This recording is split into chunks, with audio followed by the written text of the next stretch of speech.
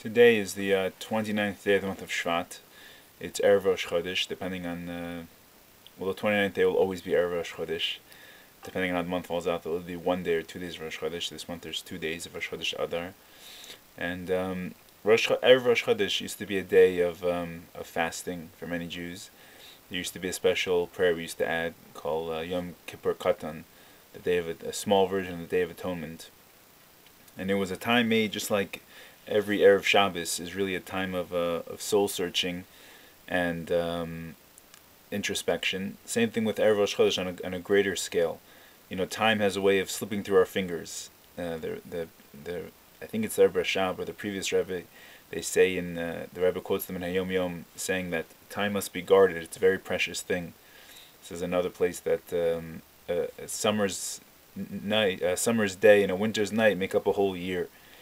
And the whole advent of Judaism, since God took the Jews out of Egypt, was that we are to be slaves to God, and we are to constantly be progressing in our service to Him in a way of happiness and simcha and joy. And it's very hard to do these things unless you're taking a real accounting of how you're using time. The Torah, at this point, especially if you're born in these days, is extremely lengthy. I mean, there's so many commentaries and commentaries on commentaries. And also in terms of personal service, in terms of working on your relationship with your invisible Creator. These are things that take lifetimes to perfect, and of course we only perfect them on our own human level of perfection. But at least, nowadays people aren't as strong as they were. Their stature, their constitution isn't as strong as it once was. So we don't fast. But the thought of making a cheshbon nefesh, which is like an accounting of the soul, on Erev Rosh Chodesh still applies today, and it's something that I think a lot of people for some reason aren't doing, and it's tragic because it helps you so much to see where you are and where you're going, and if you were to continue, let's say this month as you did last month, where you'd end up after 120 years. Life is something that we're granted as a precious gift, and it's only like an interim state. You know, we're only a soul in this body for at the most 120 years. And after that, the soul continues on its quest and the body ceases to move. But without constant checkpoints, without constant little goals and little and without you recording your progress, it's very hard to make progress. This is one of the things we can learn from let's say capitalism or a businessman. A businessman has to, sometimes at the end of every day, sometimes at the end of every week or at the end of every month, he has to take an inventory of what he has. He has to take an inventory also of his accounts, who owes him, who he owes, what has to go out next month, what he hopes will come in, and projected things that are going to happen.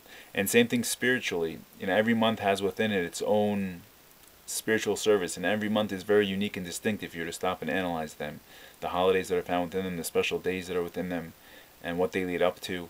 And I just wanted to make this to encourage people to take a monthly accounting, and it's most appropriate, of course, on Erev Rosh Chodesh, the day before the new month, and to see where you're going in life spiritually. Just like you wouldn't in a business not have a game plan, and you wouldn't not have a business plan and a set of goals, and you wouldn't survive in such a case.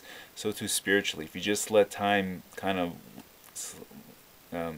slip through your fingers without making a real effort in progression, then you're not going to be able to really make an effort. You know, it's really hard to live spiritually in a life where you're constantly going back and forth, and you're constantly falling to the same things and constantly promising to make tshuva, to repent on them. And it's a very, very tragic way to live, because you don't see any real progress, and you'll find that you're the same person at 25 as you are at 30. And this is something which is, if you're at all spiritually sensitive, really sad and really disheartening. So the way to correct it is to simply take some time out before the new month starts. And also this custom is applicable to Erev Shabbos, the day before Shabbos, Thursday night, or if you have time on Friday, but generally Thursday night, just to take an accounting of the week and to see what are you doing correctly, what needs rectification, how can you rectify that which needs to be corrected. And this way you'll be able to genuinely progress in your service of God, which is something that's a lifelong goal of all those who are spiritually sensitive, all those who consider themselves to have a more spiritual existence. And And just wanted to throw it out there and see if anyone has any comments or any ideas or things that have worked for them. Because you have to understand, when we're trying to serve God, our Maker, as much as we can understand, is infinite, as much as a finite brain can understand such a concept, and also is perfect, as much as an imperfect being can come close, can approach such a thing.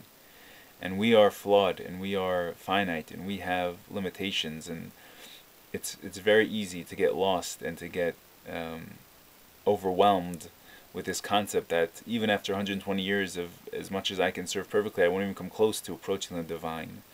Like it says, there's not one thought that grasps me in relation to God.